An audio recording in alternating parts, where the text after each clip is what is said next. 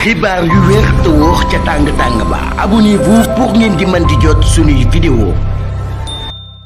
jërë ngeen jëf ci ànd gi ak ñun chaîne bi di Buzz 221 HD ginnaaw bi ñu leen nuyoo di ñaan ngeen abonné ci chaîne bi activer cloche de notification bi Pastef daa mel ni day bëggul banque ay loxoom ci tere gi nga xam ne ñu ngi leen koy tere ay cérémonie de vente des cartes. Le patron de la communication du parti daan nay annoncé que la justice sera saisie face aux interdictions sans fondement de la vente des cartes des membres systématisées.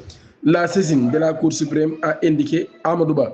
maanaam moom Amadou Ba mii ci boppam day jàpp na ni nag li ñu war a def mooy dem ci kanamu Cour suprême ginnaaw boo xamee ni ñu ngi leen di tere lu bari ñuy jaay seen carte yi wala ñuy amal ay cérémonie ngir jaay seen carte yi.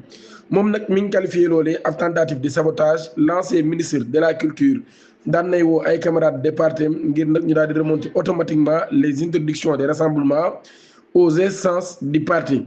La Cour suprême sera systématiquement saisie.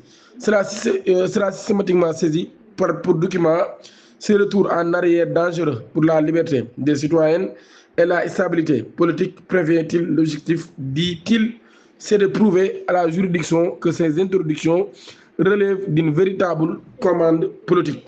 moom daal kon jàpp na ni mbir yooyu nga xam dañ koy tere nag ab commande politique la maanaam kon politique moo nekk ci ginnaaw. La Cour suprême ci boppam nag daal muy xam ne ni dafa war a nekk koo xam ne day jël ay responsabilités face à ces violences des droits fondamentaux des citoyens, dit-il, appelant l'administration territoriale à garder sa neutralité et à fournir des motivations factuelles et de ces interdictions de rassemblement. Jërë ngeen jëf.